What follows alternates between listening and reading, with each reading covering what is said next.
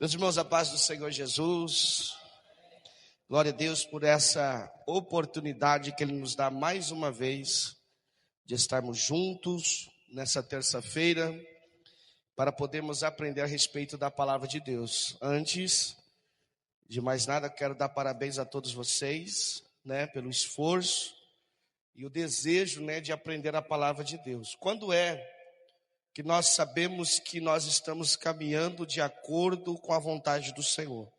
É quando nós vemos pessoas interessadas pela palavra de Deus.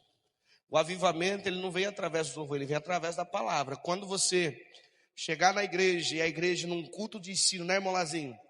As pessoas desejarem mais estar num culto de ensino do que em qualquer outro tipo de culto, isso é sinal de avivamento, Então nós estamos caminhando no sentido certo, até porque o avivamento não existe, na verdade, avivamento fora da palavra de Deus, A palavra de Deus é que vai nos conduzir a vivermos verdadeiramente a palavra, ou, na verdade, o avivamento. Amados, eu estou juntamente com os amados irmãos. Diaconisa, faz favor para mim. Um ensino, indo aí, hoje será a 9ª oportunidade que eu falo a respeito deste tema. E é um tema que acredito que tem que estar gravado na cabeça de todos, Qual é o tema deste ensino que nós estamos estudando? Como a Ângela? Você nasceu de propósito para um propósito. E isso, assim, é que eu tenho falado, irmão, eu tenho sido ministrado por este ensino tão grande. Dentre todos, eu acredito que eu sou o que estou sendo mais ministrado. Porque dia após dia, sempre Deus vem falando comigo, eu fico meditando, eu ouço novamente, as mensagens que eu tenho compartilhado com os irmãos, e Deus tem cada vez mais ministrando a minha vida. Então eu tenho sido muito ministrado por essa mensagem, por esse ensino de compreender que Deus, Ele me criou de propósito para um propósito. Então você pode dizer para o seu irmão que está do teu lado: Deus te criou de propósito para um propósito. Amados, na semana passada nós não tivemos o nosso ensino devido às reuniões que nós tivemos, mas na semana anterior nós concluímos falando sobre os talentos, que está registrado em Mateus capítulo de número 25, quando um senhor de uma propriedade, ele foi viajar e ele deixou 5 para um, 2 para outro e 1 para o outro. Nós concluímos usando este contexto, falando sobre quando nós não vivemos o propósito de Deus para a nossa vida, ou quando nós não entendemos que Deus nos criou de propósito para um propósito, nós corremos um risco de estarmos sobre essa terra de uma forma inútil. E isso é tão importante, amados irmãos, porque são frases ou palavras que estão nas entrelinhas da Bíblia, em que nós não damos muito crédito, mas que é de grande verdade, que é possível nós estarmos nessa terra e estarmos de uma forma inútil. Por exemplo, você conhece pessoas que talvez tenham um casamento e talvez uma das ambas partes não tem utilidade nenhuma porque não se esforça para nada. Ou você é um patrão, tem um funcionário e aquele funcionário, ele não quer fazer nada, quer viver do jeito dele, ou seja, ele está numa posição que não tem utilidade, ele não está cumprindo o propósito que ele foi colocado naquele lugar. Então ele se torna um inútil, Então nós estamos falando um pouco disso, e eu quero nessa noite poder concluir. Por quê? Porque às vezes nós pegamos um contexto e a pessoa acha que só tem aquele texto falando a respeito disso, mas nós vamos ver mais 2 textos que falam sobre o próprio Jesus, o apóstolo Paulo, falando sobre estar nessa terra de uma forma inútil. Imagine você ouvir isso. Você existiu, você tem saúde, você é uma pessoa bonita, uma pessoa que tem até condições, você é uma pessoa inteligente, você tem saúde, mas você está sendo inútil nessa terra. É duro, não é, ouvir isso? Você chegar a ouvir alguém, você é um inútil, rapaz. Quem nunca ouviu isso? Não tem utilidade nenhuma. Então é uma palavra forte, mas essa palavra ela vem para nos colocar de pé, ou nos posicionar, nos despertar, para que nós possamos ser pessoas úteis na presença de Deus. Meu irmão Diácono Abel, no canal que estava lá, tem os botões que segue. No canal que você pôs, coloca todos iguais o que estava, porque ele está um pouco alterado, a regulação dele. Então você coloca igual no que você colocou agora, coloca igual estava o outro lá, fazendo gentileza. Então abra sua Bíblia comigo, por gentileza. Deixa eu ver aqui. Mateus capítulo de número 5.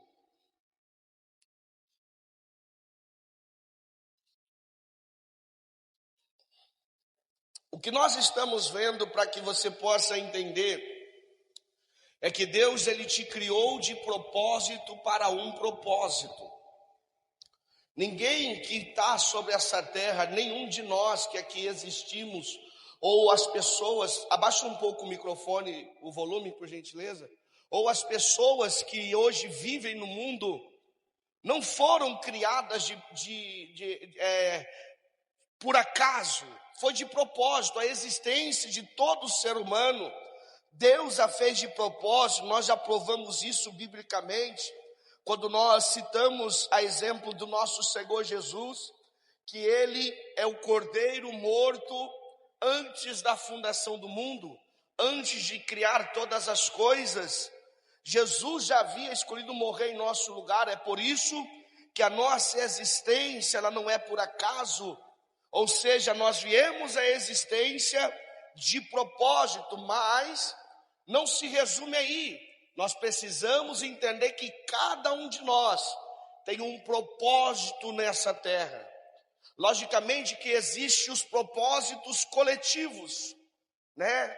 Aquele propósito que é para todos viverem, são padrões estabelecidos por Deus para uma vida moral, para uma vida correta, para uma vida justa. Existe um padrão de ser cônjuge, por exemplo, o marido, todos têm um padrão bíblico do marido que Deus criou para ser. A mulher da mesma forma, o filho também da mesma forma. Isso fala de um propósito. Eu caso para um propósito, eu tenho filhos para um propósito, e eu sou filho para um propósito. Mas além desse propósito coletivo, existe um propósito individual, que cada um de nós precisamos buscar em Deus, para saber qual é a razão da minha existência. Por exemplo, nós temos carros. Aquele carro do nosso irmão Luiz, o Corsa, ele foi criado, o modelo foi criado, o motor foi criado para o quê? Para ele se movimentar. Não é que nem no desenho dos Flintstones. Quem lembra dos desenhos dos Flintstones? Em que eles moviam o carro de que forma? O carro, na verdade, era só uma cabana que eles tinham que pegar e sair correndo, né? Então, ou seja, não é para a sua utilidade. A utilidade do carro é você sentar nele e ele te conduzir para onde você quiser. Se ele deixar de fazer isso, ele se torna algo inútil nessa terra. Se você tirar as rodas do carro, o carro vai ser inútil. Se você deixar as rodas, deixar a carcaça como está bonito, o do nosso irmão Luiz, vai tirar o motor que não está sendo visto, ele é inútil. Mas o motor está lá, você tira a bateria, ele é inútil. Você observa que todos os detalhes que o carro tem, faz com que ele viva o propósito para o que ele foi criado. Então entenda que o nosso propósito de vida envolve outros propósitos que são padrões estabelecidos por Deus, como ser um bom pai, como ser um bom cônjuge, como ser um bom filho, como ser um bom funcionário, como ser um bom vizinho, como ser um bom próximo, como ser um bom servo. Tudo isso é algo padronizado por Deus para nós vivermos de acordo com a sua vontade. Isso é um propósito. Mas além disso, existe um propósito individual. Mas como eu venho trazendo há tempos, para você viver esse propósito individual, todos os demais precisam estar estabelecidos e compreendidos na sua vida. Como eu disse, usando o exemplo do carro, uma peça que falta é o suficiente para ele se tornar inútil.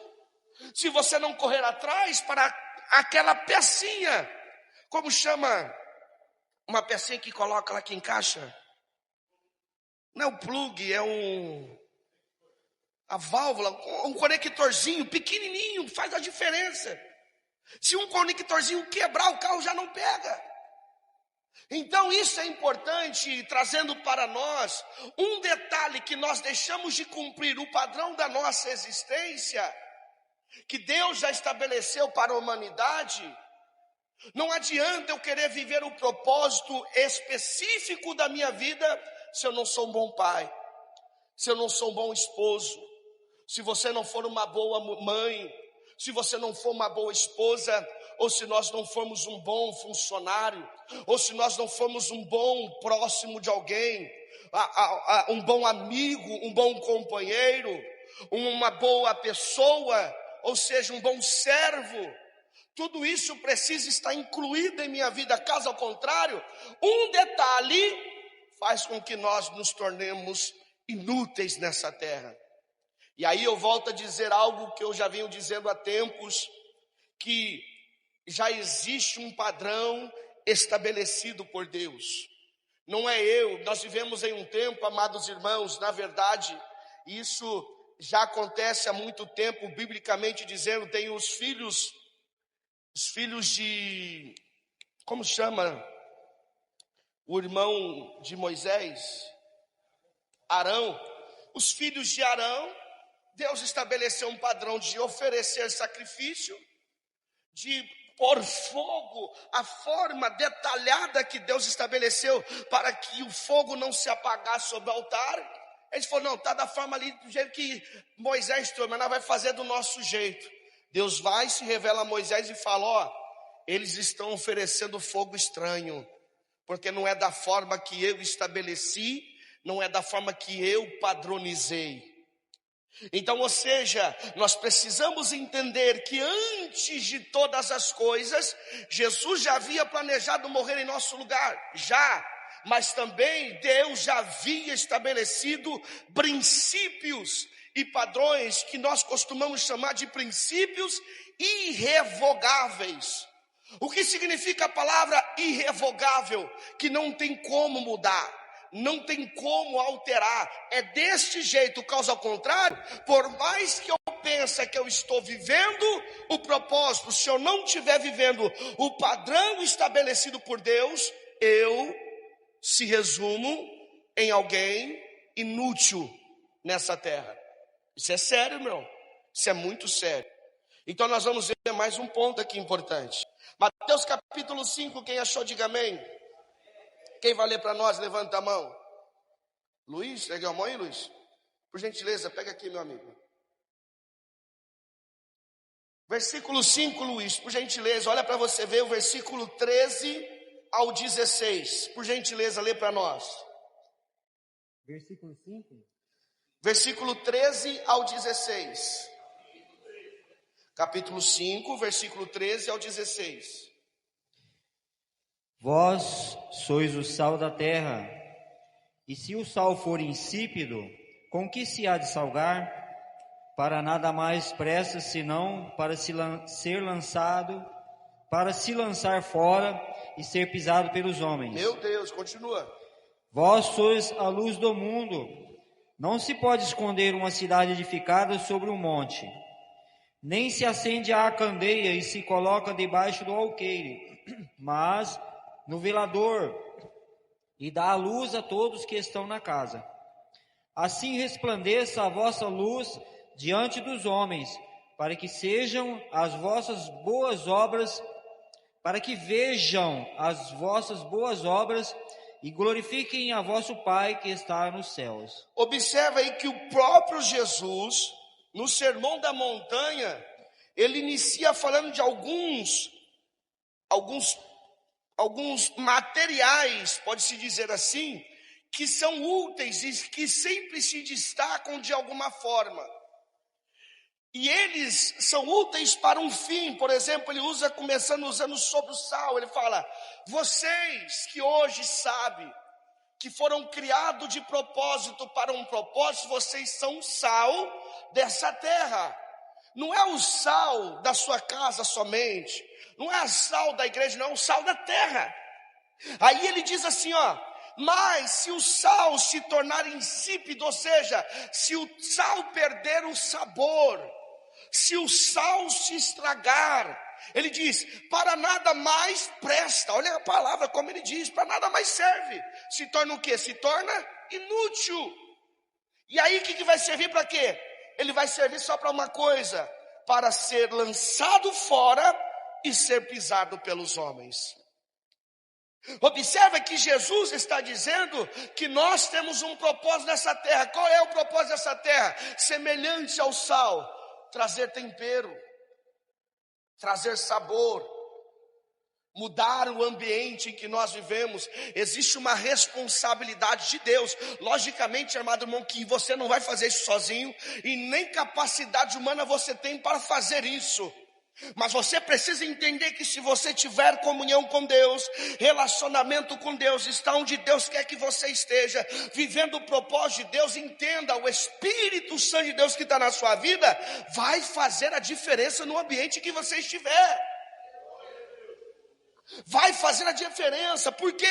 Por causa da presença que habita em você, não por causa de você. Eu lembro quando comecei a trabalhar na empresa que eu trabalho hoje, estou indo para 11 anos, pela bondade de Deus. Eu me identifiquei quando me apresentei para a minha chefe, falei, não, na época eu era presbítero, sou presbítero, congrego na igreja, sou servo de Deus. E aí nós conversamos e tal, passou. E trabalhava na sala, eu não trabalhava na sala, sempre trabalhei na rua, mas eu tinha que fazer o fechamento todos os dias na época. E era aproximadamente de 6 a 7 mulheres que trabalhavam na sala e nenhuma delas eram crentes. E eu lembro que todas as vezes que eu chegava, a minha chefe falava assim, agora vocês param de falar esse tipo de coisa que vocês estão falando, porque o pastor Levi chegou, respeita ele. Na hora eu entendia que não era porque eu tinha título de pastor, é porque o Espírito que habita a minha vida constrangia elas a continuar falando coisas que não devia.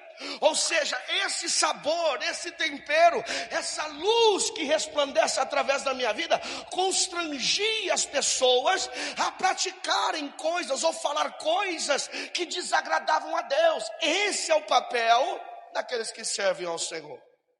Agora eu deixo uma pergunta para você responder. Como está o ambiente em que você vive? As pessoas se constrangem com a sua presença por você ser servo de Deus? Ou elas nem notam a sua presença naquele lugar?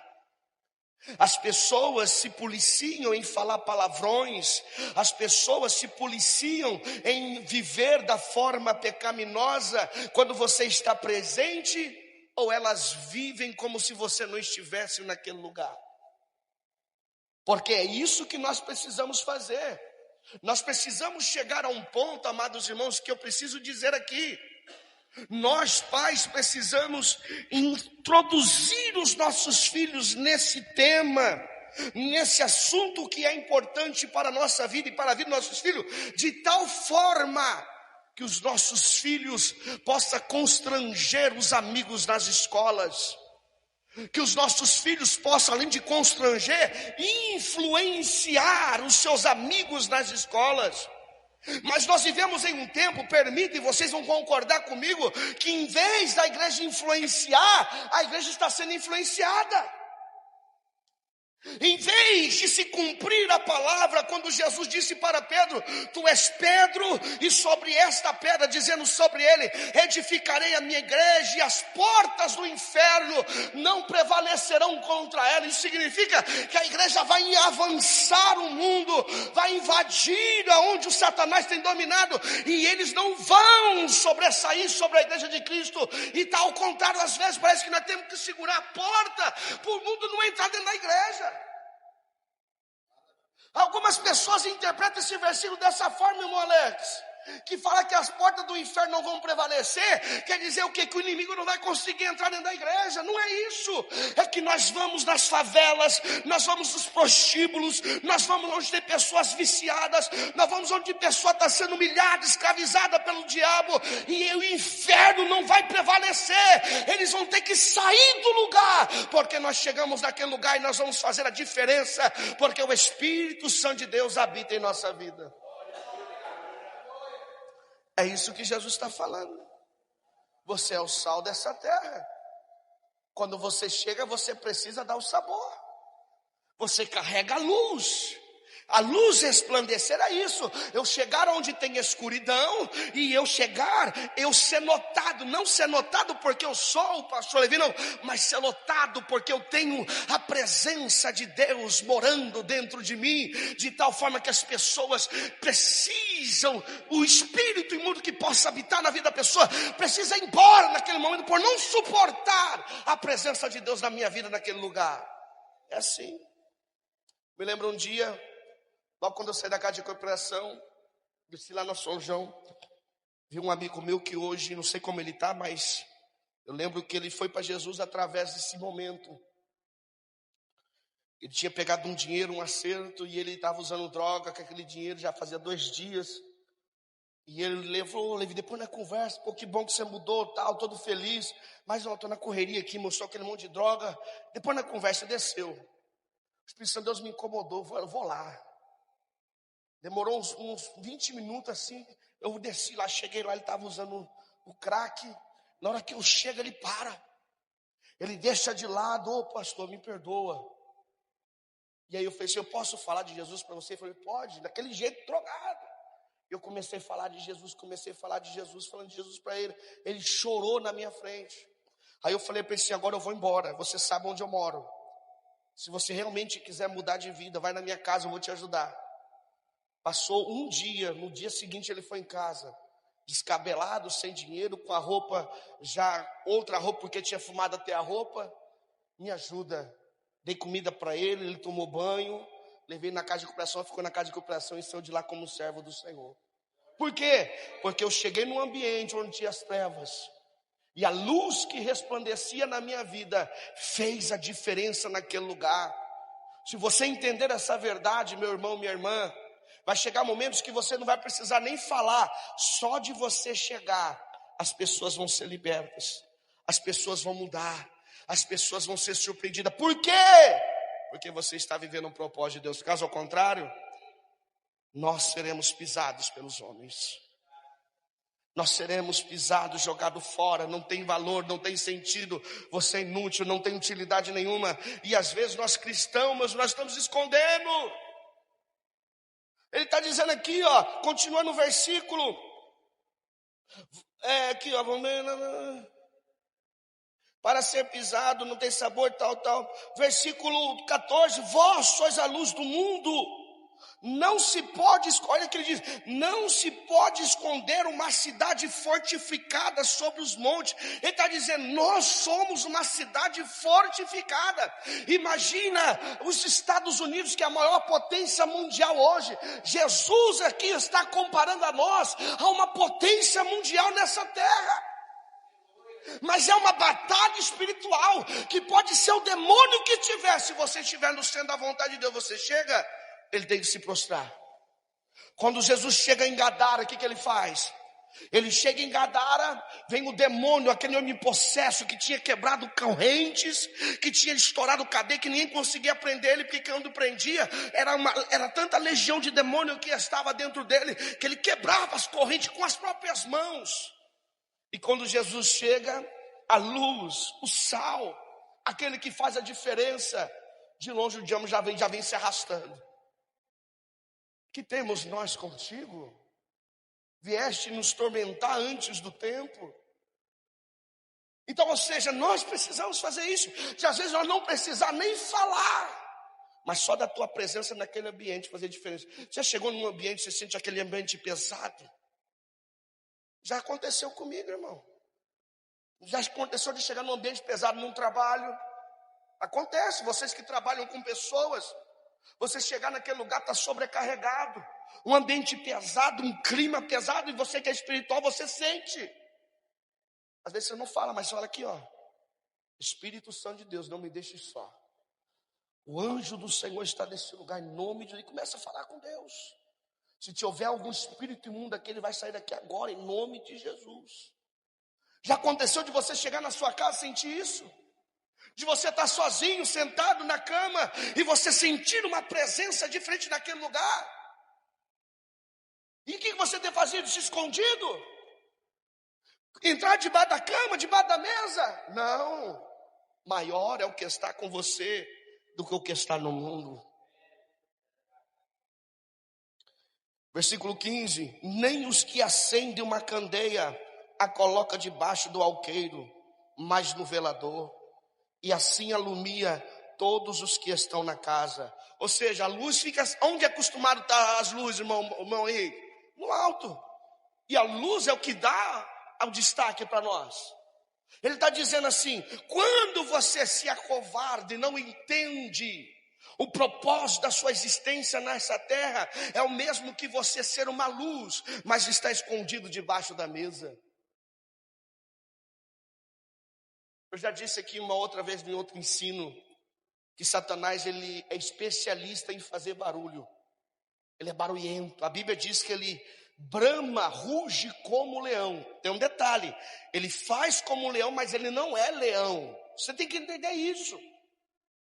Eu usei um exemplo aqui, é como se nós estivermos aqui e de repente ali do lado fora, não estamos vendo nada, mas de repente daquele rugido, um leão. Aí você vai olhar um gatinho, mas o barulho é de leão. Mas você vai ver um gatinho. Então às vezes você ouve o barulho do leão, de Satanás querer vir, parece que é grande, vai te destruir, um Golias, e você se acovarda, corre, se esconde, onde você tem a oportunidade de falar: Senhor, sou teu servo, sou teu filho, caia por terra todo mal. E aí você vai ver lá um gatinho. Eu lembro quando era pequeno, meu pai, não deixa eu mentir aqui, pastor Levino. Eu morava na Vila São João. Eu era do tamanho da Noemi, mais ou menos. Quantos anos você tem? Quantos anos a Noemi tem? Eu tinha mais de 5 para 4 anos, mais ou menos. Meu pai congregava nessa igreja. Ele trazia eu e minha mãe na bicicleta da Monark. Subia aqui, ó. Hoje os irmãos reclamam se vir de a pé. Meu pai subia São João inteiro de bicicleta com nós na garupa. Minha mãe na garupa, eu no cano. Meu pai pedalava, subia com nós essa rua tudo e vinha para a igreja. Eu lembro que lá no Bananal, onde eu vivi um tempo, lá o povo fazia macumba na época. Até o nosso irmão João, o irmão João que faleceu, que é marido da Valdirene, ele era um dos que fazia. O João comia copo de vidro, ele quebrava o vidro e mastigava vidro, o João bagaceiro. O Lazinho lembra, morou ali do lado ali. Lembro o nome da mulher lá, acho que era Joana, não lembro como que é o nome da mulher. Júlia, era a mãe de santo lá, não era? Que dominava? Eu morava na rua de baixo, Lazinho, perto do postinho ali. Eu lembro que nós chegávamos ali em casa, ela estava fazendo macumba. Aquele batuque no barulho, e eu tinha medo. Um pouquinho menor que a Noemi.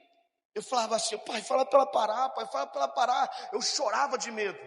Meu pai pegou um dia e falou assim: vai lá no fundo e fala 3 vezes: o Senhor Deus tem poder. Eu falei: não, eu não vou não, com medo, rapaz. Não, eu não vou. Vai, rapaz. Não, não vou. Pegou no meu braço: você vai sim.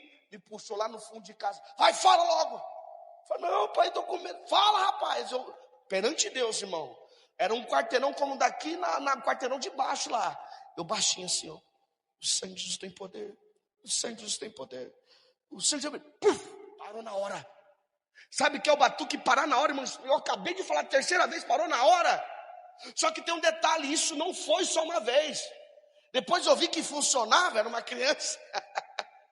Toda vez que nós chegávamos no culto estava o batuque. Eu já ia lá no fundo. O sangue de Jesus tem poder. Eu falava 3 vezes, irmão. Quando eu acabava a 3ª vez, o batuque parava na hora. Imagina, irmão, com uma criança que não tem racionalidade, que não tem noção nenhuma.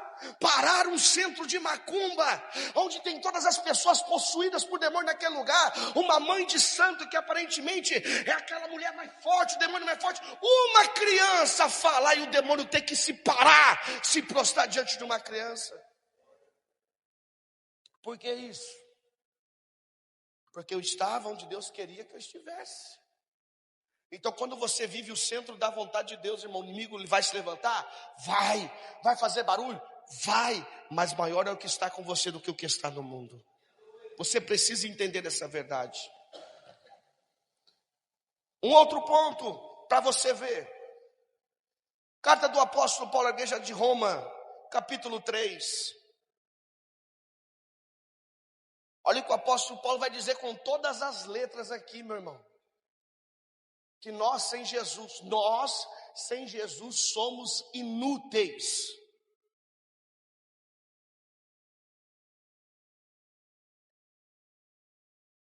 Versículo 12. Lê para nós, irmão Luiz, você está com o microfone já. 3:12. Todos se extraviaram e juntamente se fizeram inúteis. Opa! Todos se extraviaram e juntamente se fizeram o quê? Inúteis. Inúteis, todos. Todos, ele aqui no contexto está apontando uma vida sem Jesus.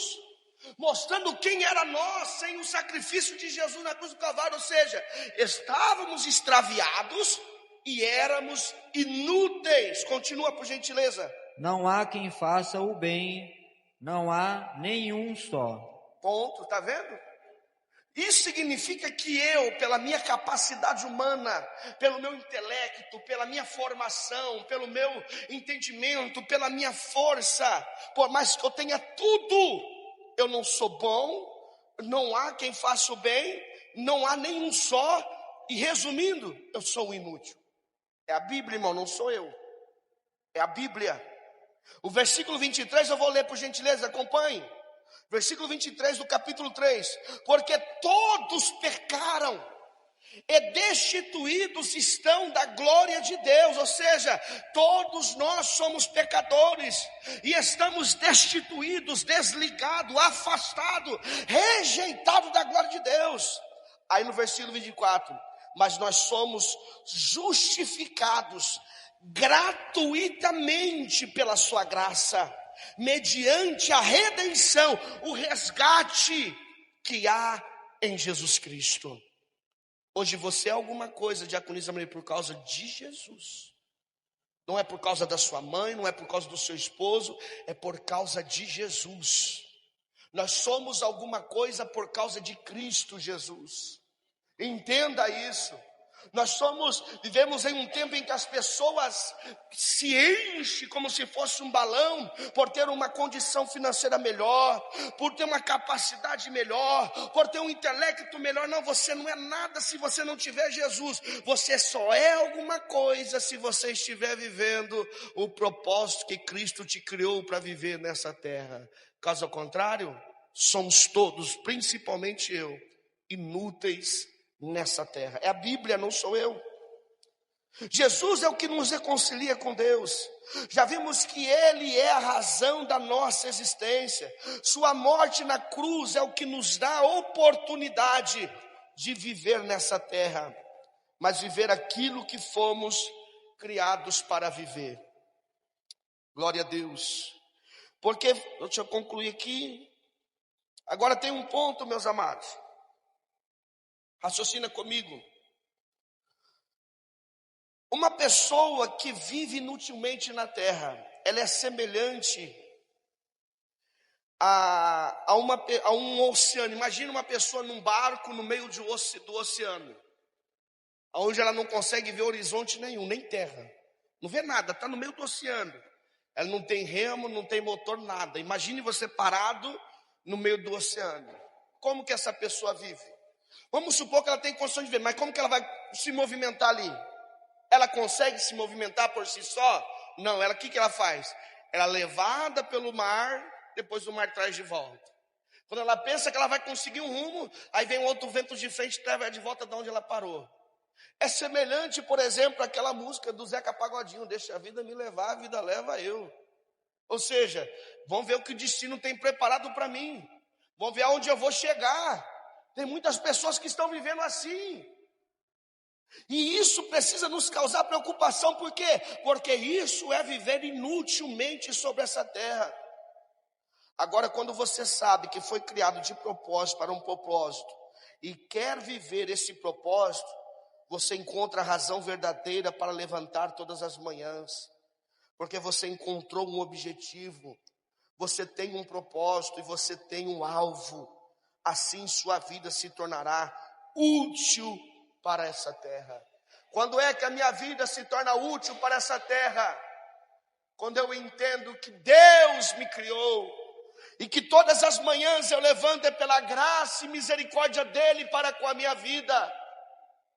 Então, se eu vivo entendendo isso, que eu acordei hoje de manhã, é mais uma oportunidade de eu ser um bom pai, é mais uma oportunidade de eu ser um bom esposo, é mais uma oportunidade de eu ser um bom pastor, é mais uma oportunidade de eu ser um bom cristão, um bom servo, um bom funcionário de uma empresa. É Deus que está me dando essa oportunidade. Agora a pergunta é: o que nós temos feito com a oportunidade que Deus nos dá todos os dias de levantar pela manhã?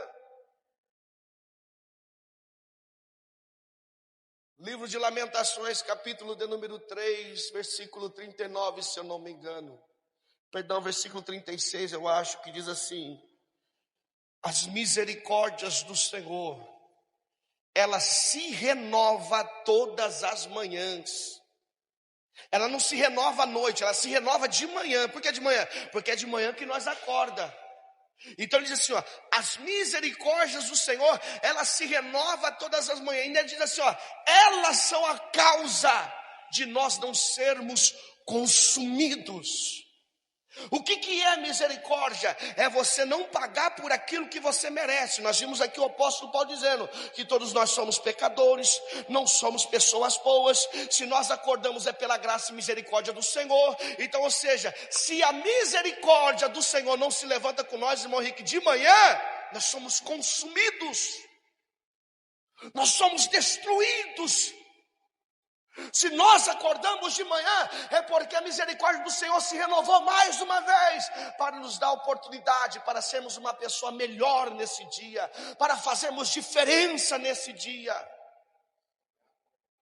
E agora eu pergunto mais uma vez: você tem se preocupado em ser melhor como um esposo? Ou você acha que você já chegou no nível em que não tem como ser melhor? Você tem se preocupado em ser melhor como esposa? Ou você acha que você chegou no nível em que não tem como ser melhor? Tem um detalhe: nós nunca vamos chegar no nível que precisa chegar longe de Cristo. Sempre, até que Jesus volte, vai ter algo a melhorar. Até Jesus voltar, eu tenho que melhorar como esposo. Até Jesus voltar, você tem que melhorar como esposa.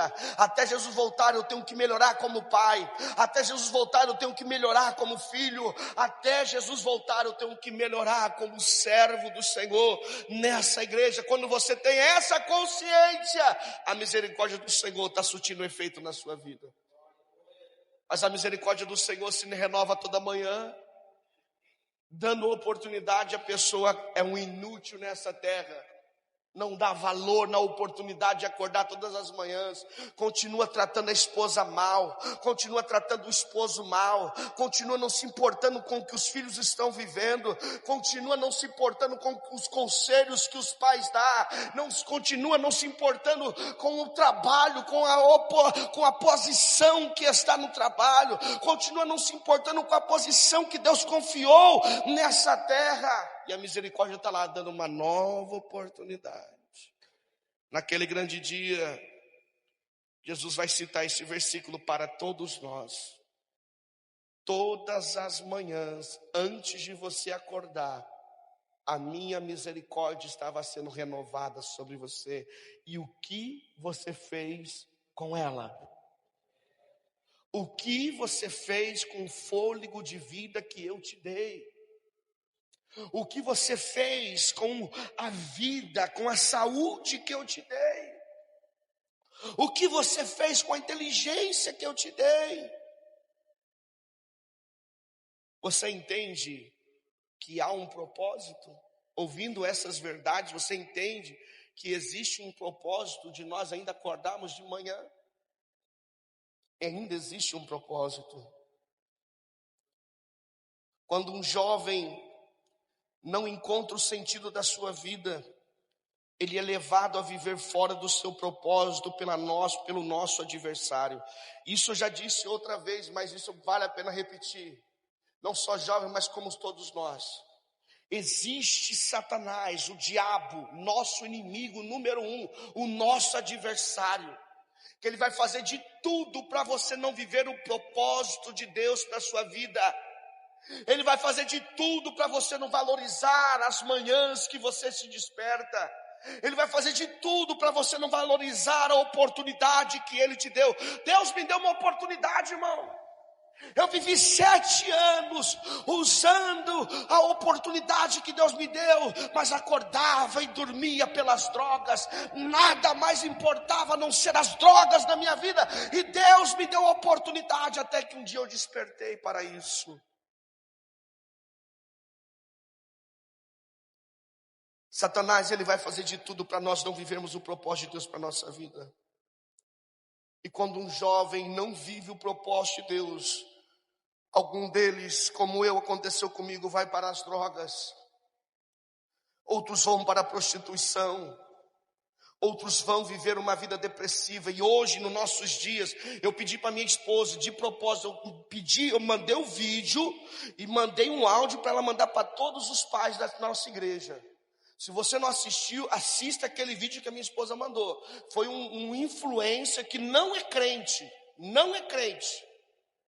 Mas se você ouviu o que aquele influencer diz, irmão, que é uma grande verdade, que eu chorei ouvindo aquilo lá. Eu chorei porque eu vejo que o inimigo é sujo demais. De uma coisa que para nós não tem nada a ver. Você vê lá a sua filha ou seu filho fazendo um vindinho ou se movimentando no vindinho. Para nós é algo normal, ele está feliz. Mas para o pedófilo não. Para o pedófilo ali, ele está olhando as partes íntimas dos seus filhos. E nós estamos achando lindinho, bonitinho. Se você não assistiu aquele vídeo, assiste, mas é 40 minutos de vídeo. Mas é um vídeo válido. Porque hoje Satanás está invadindo as redes sociais para destruir nossos filhos dentro da nossa casa. E nós estamos fazendo assim, ó, meu filho está dentro de casa, tá bom demais. E o diabo está roubando o seu filho dentro da sua casa. Ontem nós vimos vindo lá de Guaiçara, eu perguntei para o Noé, ele falou que era um corinho que ele estava cantando, viu? Perguntei de novo hoje para ele falar para a mãe dele.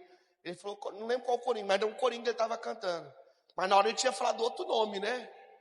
Ele cantando uma música, e nós vimos conversando, eu, o Alex e a Maria, ele cantando uma música, e a Noemi fazendo ritmo. Aí a Maria falou, mas o que está acontecendo aí? Aí nós parou, opa, mas que negócio, que música é essa aí? Ah, é música, e é música que ele ouve no celular.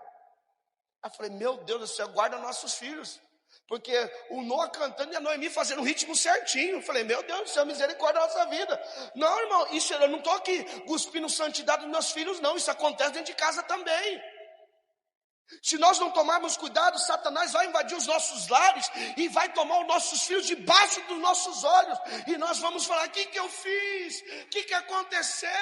Eu sempre conduzi para a igreja, mas você fechou os teus olhos quando ele estava lá de madrugada na frente do celular. E você fechou os olhos, você não fez nada. Nós pais temos uma missão. Você pai, você mãe tem uma missão de dar sentido à vida dos seus filhos, ensinando os verdadeiros caminhos a trilhar. Irmão, pode pensar o que for, eu sou pai, eu vou conduzir meu filho da forma que eu sou orientado pelo Espírito Santo de Deus. E eu vou dizer uma coisa que vai doer talvez para os filhos. Não confia no seu filho. não confia na sua filha. Eles não têm maturidade para ter confiança. Seu filho, sua filha trancada no quarto, não tem maturidade para você depositar confiança de que Satanás não vai influenciar eles lá dentro. Satanás influencia nós que temos maturidade, que já passamos toda coisa nessa vida. Imagina que ele vai tomar nossos filhos com muita facilidade. Não confia. Esse negócio de filho trancar a porta do quarto e você ficar lá, você ficar pedindo para abrir, colocar senha no celular. E você ficar lá inerte. Eu disse aqui, eu falei para o Isaac, um dia que nós tiver uma casa, que tiver o quarto dele, e ele trancar a porta do carro, ele pode ter 18 anos, 20, 30 anos, está dentro de casa? Se ele trancar a porta, arranca a folha da porta, vai ficar sem porta. Quer ter privacidade, vai ser homem, vai estudar, vai ter maturidade, vai viver e vai ter a sua casa. Na sua casa vai ter privacidade, na minha casa não. Na minha casa, privacidade sou eu e minha esposa. Os filhos não têm privacidade. Esse negócio de pai, é até lei. Estão estabelecendo lei no mundo, mas presta atenção. Isso está roubando os seus filhos de você. Quem educa filho não é lei. Quem educa filho é pai e mãe. Não é igreja que educa filho, não é escola que educa filho. Quem educa os nossos filhos somos nós. Deus confiou a você. Deus deu esse presente a você. Seu filho é teu, não é meu. Seu filho não pertence a mim. Quem pertence a mim é o meu filho. Eu não vou ter que dar conta do seu filho, mas você vai ter que dar conta do seu filho naquele dia. Então eu vou repetir: não confia no seu filho. É doloroso, mas isso é amor. É amor que nós damos para os nossos filhos. É amor de verdade. Você não confia não é porque você não ama, é porque você não confia no diabo que está querendo roubar os seus filhos dentro da sua própria casa.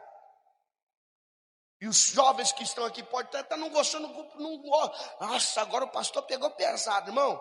Quando você estiver aqui na frente desse altar aqui, ó, junto com o seu esposo, junto com a sua esposa, você vai falar no microfone aqui: eu agradeço o dia que o pastor falou para meu pai não confiar em mim. É por isso que hoje eu estou casando dentro dessa igreja. É isso, irmão, que eu vou ouvir de você. Porque muitas vezes eu criticava meu pai, ficava bravo com meu pai. Quando meu pai brigava comigo, com meus amigos, curtia mais do que eu, chegava mais tarde em casa do que eu ficava bravado com ele. Mas hoje eu agradeço, porque onde ele pôde, ele foi, me corrigiu, me deu surra. Mas ele fez por amor, porque eu sei que doía. Dói em mim às vezes eu tenho que corrigir meu filho. Não dói se você que é pai? Você não quer bater, mas às vezes você tem que pegar e dar umas cintadas, umas varadas. Meu pai batia de vara, viu? Não é chinelinho, não. Era de vara. Ficava uns vergão assim na perna. Doía, irmão. Só que eu já vi meu pai num cantinho, depois de me corrigir, chorar. Ele não sabe, mas eu vi ele chorar. Por quê? Porque dói mais em nós do que em vocês, jovens. Você pode ter certeza, Emanuele, Pietra. Cadê a Vitória? Que a Vitória já foi dormir, cadê ela? É mal que você pensa que não, mas no particular não doía. Bater no filho dói para um pai. Nenhum pai quer corrigir o filho, dói. O desejo do coração do pai é que o filho ouve o conselho e siga o conselho que o pai deu. Esse é o desejo, mas chega uma hora que a gente tem que pegar. A gente não quer, mas a gente tem que pegar. E dói mais em nós do que em vocês. E eu falo sempre, Isaac, ouve o meu conselho, filho. Ouve o meu conselho. O pai não quer te bater, o pai não quer ser mal com você, pô, sou seu amigo. Ouve o que eu estou te dizendo, eu quero te ajudar, pô. Ouve o que eu estou falando, faz o que eu estou pedindo, que vai ser melhor para nós. Mas se você continuar dessa forma, eu vou ter que te pegar. Eu aviso, eu vou ter que te pegar. Se você continuar, eu vou te pegar, ainda não vai adiantar. Porque dói em nós. Por quê? Porque Deus me deu uma missão. E a minha missão primeiro começa dentro da minha casa. Antes de eu ser um pastor, eu preciso ser um bom pai, um bom esposo. Então a minha missão começa dentro da minha casa. E a hora foi embora.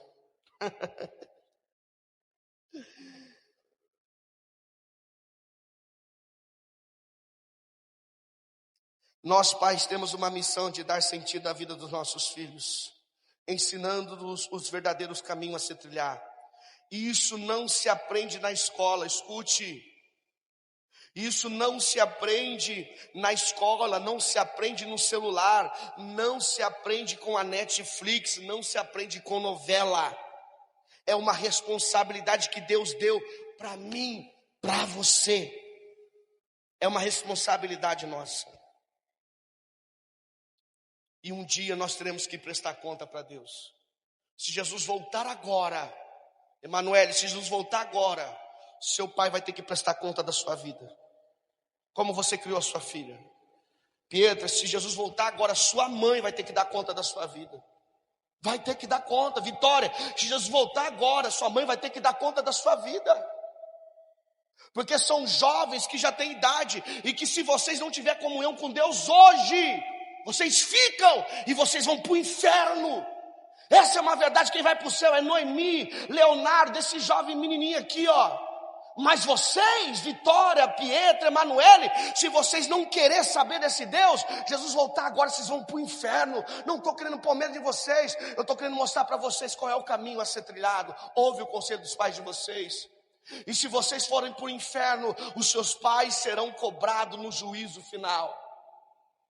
O que você fez com os filhos que eu te dei? É uma realidade, irmão. Eu vou ter que dar conta do Isaac. Eu tenho meu filho que está preso. Eu estou dizendo, não estou cuspindo santidade. Eu tenho um filho que está preso. Eu tenho os outros 2 filhos que estão vivendo aí, mas não estão crentes. Eu vou ter que dar conta deles também. Não estou cuspindo santidade aqui não, irmão. E eu falo isso com amor, viu? Com amor mesmo. Viu, Vitória, Pietro, Emanuele? Eu falo com amor. Porque naquele grande dia, imagina nós se encontrar lá na eternidade. Oh, Jesus, coisa linda. Ei, Pietro, Vitória. O Leonardo. Ei, pastor, eu vi a sua voz lá, hein, pastor? Glória a Deus.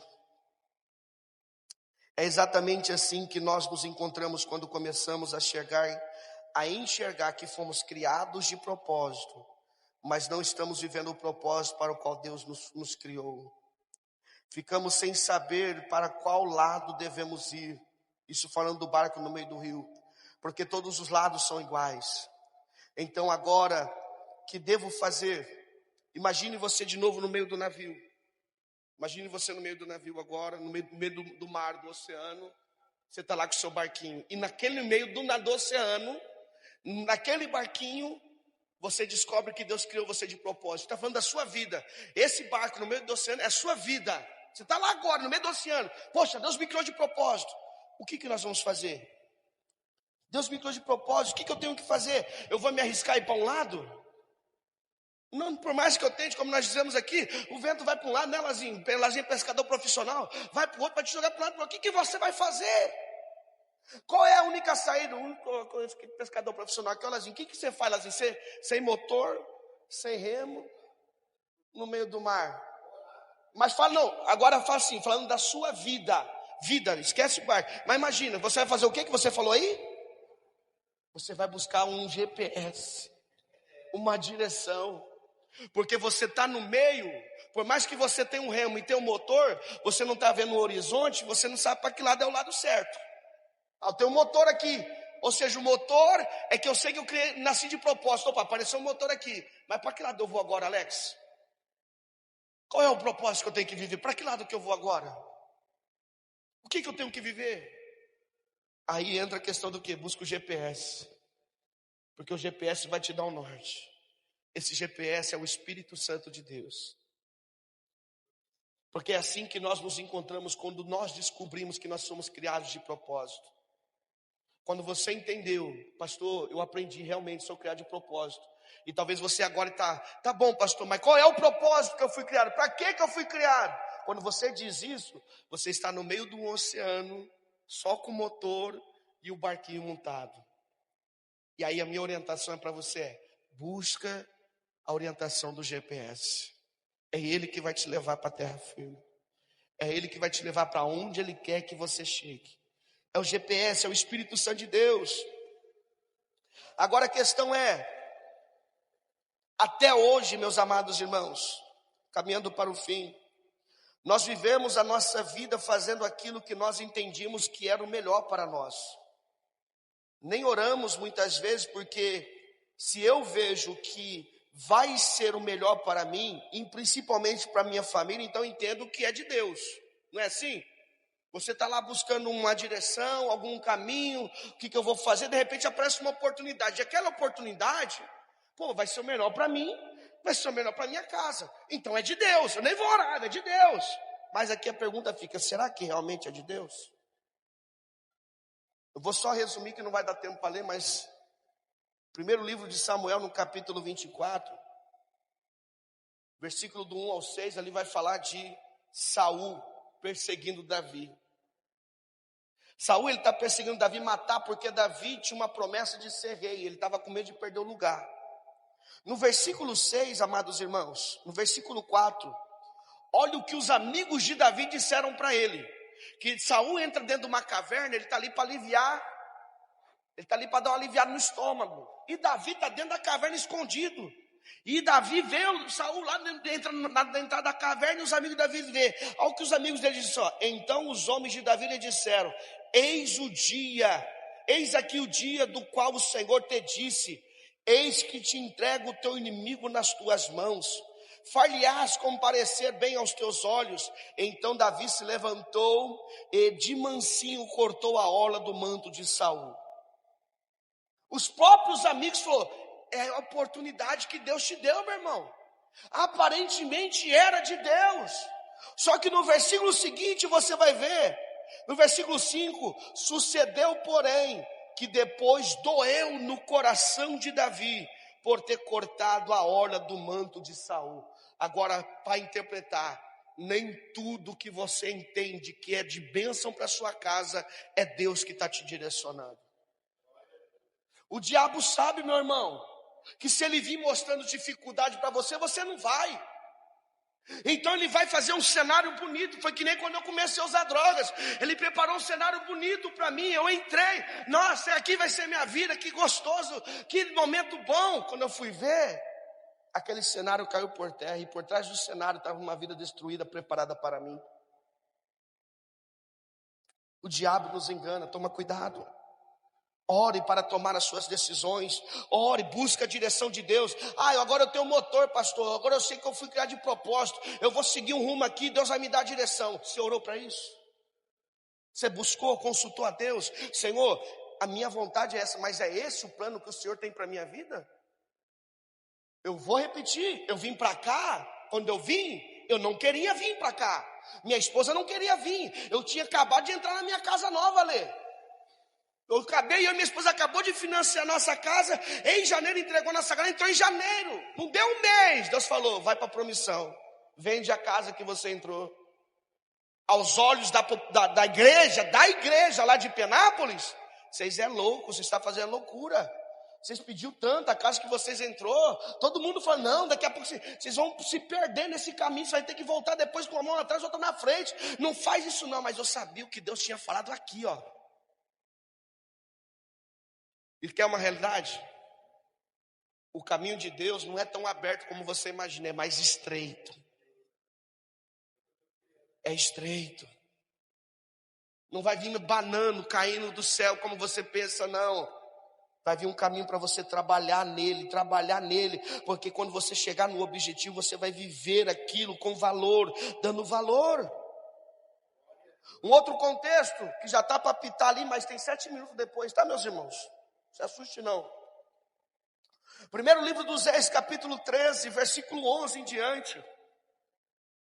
Nesse contexto, a Bíblia vai falar de um homem de Deus, um servo de Deus. Deus fala com ele, vai até o rei, entrega a mensagem para o rei, mas não come lá, não come pão, não aceita água, não dorme lá e não volta pelo mesmo caminho. Deus falou para ele, não cita o nome desse homem. Vai lá, fala para o rei o que tem que dizer, não come pão naquela casa, não beba água e não dorma e não volta pelo mesmo caminho. Deus fala isso para ele, ele vai. Ele chega, ele cumpre esse propósito, ele vai e de repente ele está num lugar. Um profeta velho, a Bíblia chama de velho profeta, fica sabendo pelos filhos que esse homem servo de Deus está em tal lugar. Aí esse profeta velho fala: prepara um cavalo para mim que eu vou lá falar com ele. Aí esse profeta que era conhecido e era velho, chegou lá e falou assim: ó, vamos ali em casa comigo, comer pão, tomar banho, descansar.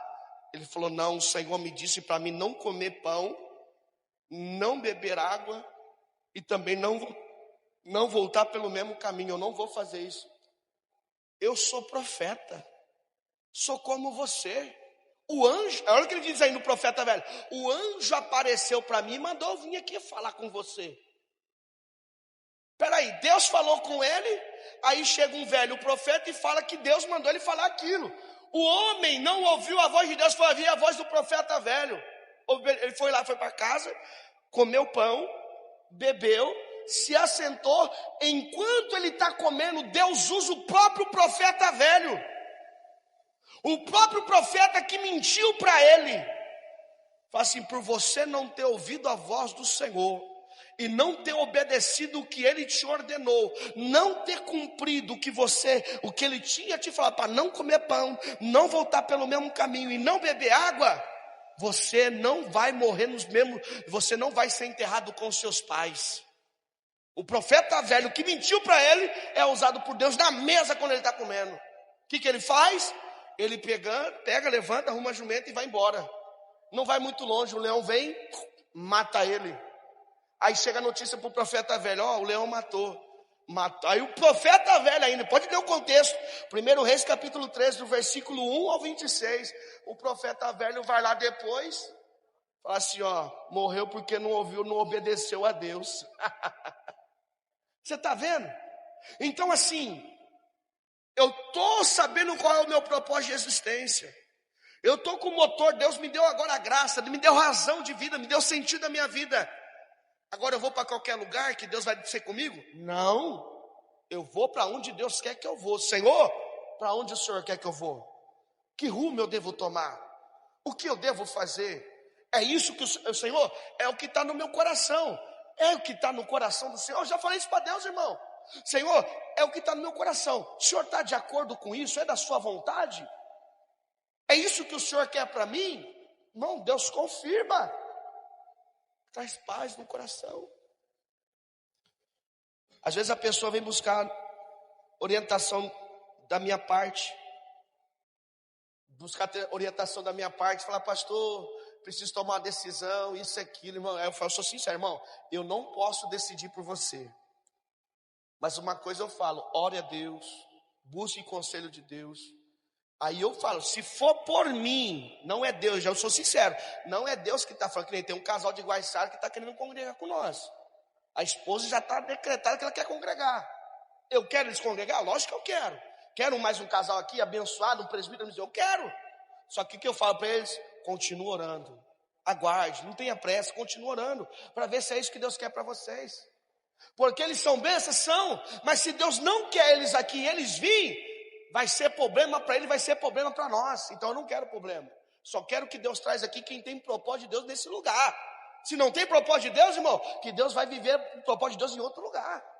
Porque senão vai ser problema para a pessoa e vai ser problema para a igreja. Porque não vai estar onde Deus quer que eu esteja. E para terminar, eu já contei esse testemunho e vou dizer o testemunho do pastor Levino mais uma vez. Nessa igreja aqui, eu era bebezinho, meu pai contou esse testemunho. Pastor presidente do campo, não sei, o pastor de São Paulo, ele fala que veio com ele, juntou ele e minha mãe, e tinha eu e minhas irmãs, e falou assim: ó, pega os seus filhos, tem uma igreja lá na cidade do Maranhão, outro estado, 3.000 quilômetros, lá no Maranhão tem uma igreja, você vai com a sua família, só com a roupa do corpo, lá nós vamos te dar casa, você vai ter móvel, você vai dirigir um trabalho lá. Aí meu pai falou: eu vou orar. Não, o pastor falou: ora, busca Deus. Só que o meu pai não orou, começou a consultar as pessoas. E as pessoas, logicamente, que é loucura. Imagina você, Anângela, sua família está tudo aqui, e Deus falar para você ir lá para o Maranhão, o que sua família vai dizer? Vai dizer que você é louca. Não, é louca, é loucura, não faz isso não. Todo mundo que meu pai perguntar, fala assim, Levi, não faz isso, é loucura. Sua família é toda aqui, seus filhos são pequenos, você vai para uma terra doida aí que você nem sabe para onde é. Não faz isso não, você pode perguntar para ele que eu estou dizendo que ele vai confirmar. Meu pai, em vez de orar, buscar a orientação de Deus, ele consultou as pessoas disseram sempre não para ele. Ele ouviu as pessoas, sabe o que aconteceu? Minha mãe cometeu adultério 3 vezes. Meu pai, e ela foi embora de casa, meu pai não mandou, ela saiu de casa porque ela quis. Eu fui para as drogas e minhas irmãs se dispersaram. Por que isso? Porque não viveram o propósito que Deus tinha para ele. Então isso é muito sério, irmão, não é brincadeira. Eu não estou aqui jogando confete ou querendo te impressionar alguma coisa. Eu estou aqui falando uma verdade que você precisa viver. Quer ser feliz? Quer viver bem? Quer sentir gozo, alegria? Escuta a voz do Espírito Santo de Deus. Ore a Deus, busque a orientação de Deus. Porque só assim, meus irmãos, nós vamos viver o gozo do Senhor de verdade. Eu falei isso para minha esposa, falei, amor, nós estamos bem aqui em Penápolis? Estamos bem. Então, eu era vice-presidente da igreja, estava trabalhando, minha esposa trabalhando, entrou na nossa casa nova, nossos filhos bem, nós estávamos acomodados, irmão. Só que eu lembrei do testemunho do meu pai, o Espírito Santo me fez lembrar, Lazinho. Aí eu falei para ele, meu amor, contei o testemunho, eu falei assim, ó, tudo bem, nós estamos bem hoje, mas quem sabe como nós vamos estar daqui a 5 anos, é Deus, não é nós. Para nós está bom aqui hoje, mas se Deus está vendo que daqui 5 anos, 10 anos, essa vida nossa não vai ser a mesma, Ele está querendo talvez tirar nós desse caminho para nos preservar de algo que nós não vamos suportar. Às vezes é isso, Deus quer te tirar do rumo, te conduzir para um outro lugar, para te mostrar para você que você possa viver algo que talvez na frente você não vai suportar. Então às vezes Ele vai te movimentar, mas busque orientação, busque direção, não toma decisão precipitada, porque você está num barco no meio do mar, e você está com o motor, só que você tem um GPS, esse GPS é o Espírito Santo. Senhor, o que eu devo fazer?